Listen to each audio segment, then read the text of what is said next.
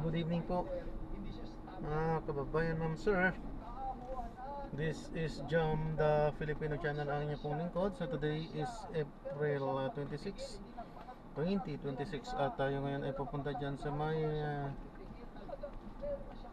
Dormitorio Quirino Highway, Maharlika, Tungkong Manga, San Jose del Monte, Bulacan. At dadalhin po natin sa may Sagrada Familia School of Caloocan, sa may Camarin Road po yan, Barangay 178, Camarin, Caloocan po yan. Okay, so magbabalik po tayo mamaya konti po pag nakuha na po natin sila. Disclaimer lamang po, content po natin ay kalsada at hindi ang passenger, kaya nga naman saka sakali man po na may marinig kayo mga pangalan ng lugar, pangalan ng tao, pangalan ng organisasyon sa government o private man yan, ay wala pong kinalaman ng channel nito at wala pong pinapatungkulan. Lahat po ng pinag-uusapan dito ay pawang dito lamang po yan sa loob at wala pong pinapatungkulan sa labas. Magbabalik po tayo mamaya konti pag nakuha na po natin sila. Samantala, ayan, makinig tayo ng mga nagbabagang balita at talakayan.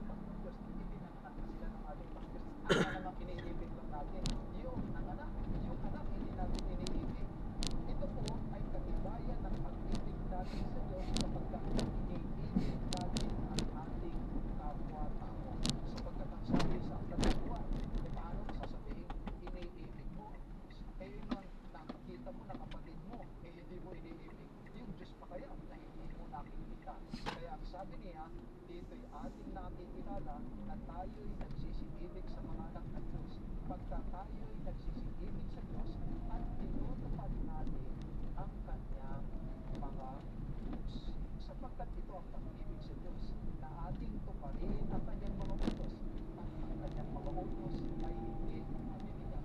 Kung inyo po nasusubaybayan at dinadalangin ko po na the Holy Spirit will cover the difference sa aking paglalakay. Kung inyong nasusubaybayan ang sistema o serye ng ating presentation, tayo ay ililigtas. At nang tayo ay ililigtas, yung pagliligtas na din yun ay may kanang lamang tayo katawan sa kasalanan. Hindi tanggalin tayo sa kasalanan at tungo sa buhay ng kabanalan. At ito ay nag-ahari sa ating sa pagsunod sa kalooban ng ating Panginoon Diyos. Sa katapos-tapusan, ang panawagan ng pagiging alagad ay hindi lamang paglago kay Jesus, hindi lamang pagsunod kay Jesus. Nananawagan din ito ng pag-ibig kagaya ni Jesus. And finally, nananawagan ito ng pagiging kamukha ni Jesus. Naisip niyo ba, bakit ba tayo nagtatagal sa church? Bakit ba tayo nagsisimba? Bakit ba may midweek? Bakit ba may vesper? Bakit ba hair group? Hair group? Bakit ba tayo may pag-primary? May mga Sabbath school? Bakit ba may mga ganyang ginagawa sa simbahan? Sapagkat ang goal ng lahat ng yan ay hindi lang para ma-atinda natin. Mapuntahan natin, maka-revival tayo, maka-swimming tayo, maka-camping tayo. Lahat ito ay plataforma upang tayo'y dahan-dahan hindi magmukhang isa lamang na basta Kristiyano, kundi magmukha tayong kagaya. Pakinggan niyo po, sabi ng Ikalawang Korinto 15. Kaya, kung ang sino man ay na kay Kristo, siya bagong nilalang, ang mga lumang bagay ay lumipas na. Tingnan niyo, ang lahat ay laging bago. Laging bago siya. Ano yung itsura ng bago?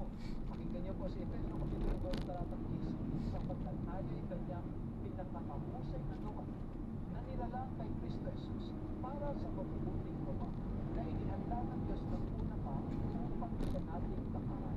Ang konteksto po nito mula sa 8 at sa talatang 20, tayo iniligtas sa pamagitan ng biyaya at tayo sumampalataya doon, hindi sa pamagitan ng gawa. At pagkatapos doon, tayo nagiging gawa na. Ginawa na tayo ng Diyos. Nilalang kay Kristo Jesus para sa mabubuting gawa. Yun po yung nabago sa atin. Sa Roma 8:29, sapagkat Yahuwah ng una kay kanyang nakilala ay itinalaga naman niya na maging katulad ng larawan ng kanyang anak. Hindi lamang po natin goal na magbasa ng Bible. Hindi lamang po natin goal mag-memorize ng Bible verse. Ang panawagan po sa atin sa pamamagitan ng biyaya na ating tinanggap, ng piniig na nananahan sa atin, tayo din ay maging katulad ng larawan ng anak ng ating Panginoong Jesucristo. Pinamahal kong mga anak, na para ay muli akong nakakaranas at hirap ng panganganak hanggang si Kristo ay mabuo sa inyo. Ay, Dear Christ is born in you. Ito po ang aming matibay at maliwanag na paalala sa lahat ng mga kapatid, sa lahat ng mga sumasampalataya.